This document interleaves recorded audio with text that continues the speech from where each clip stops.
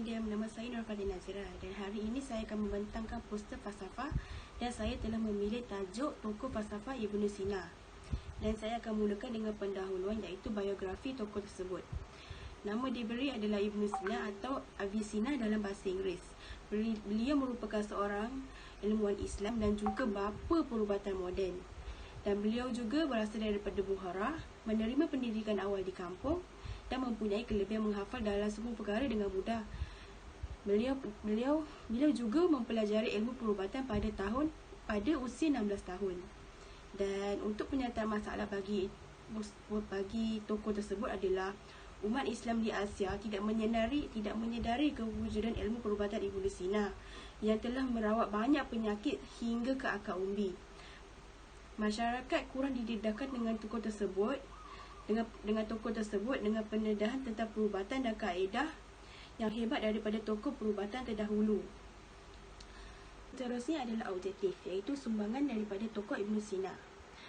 Ada banyak sumbangan yang telah disumbang oleh tokoh Ibnu Sina. Antaranya adalah penulisan beberapa buku perubatan, termasuklah kitab Al-Qanun fil Atib atau dikenali sebagai The Canon of Medicines. Seterusnya, Ibnu Sina antara individu terawal yang mengemukakan teori anatomi dan fisiologi dan menghasilkan ubat mujarab untuk merawat pelbagai penyakit.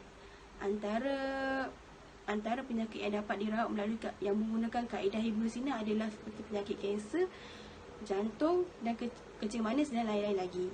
Di sini juga saya sertakan infografik iaitu kaedah rawatan Ibnu Sina dan kitab-kitab Ibnu Sina yang telah ditulis oleh tokoh Ibnu Sina.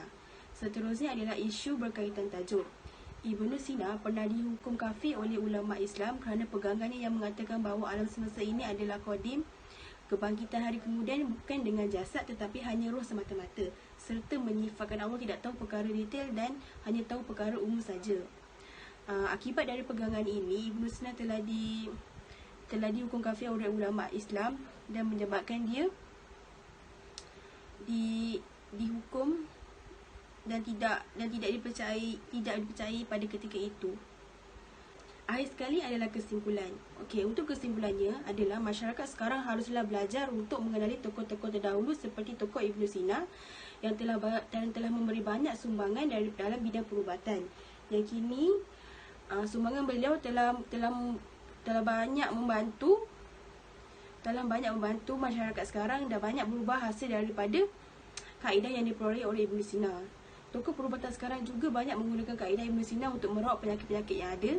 Antaranya adalah penyakit seperti saya cakapkan tadi, seperti kanser, kencing manis dan jantung. Seterusnya, pakar perubatan di Eropah juga telah mengkaji dan menggunakan kaedah rawatan Ibnu Sina untuk merawat penyakit-penyakit baru seperti penyakit-penyakit yang sedia ada pada zaman sekarang dan masih menggunakan rawatan kaedah Ibnu Sina untuk merawat penyakit tersebut. Sekian, itu saja daripada saya. Terima kasih.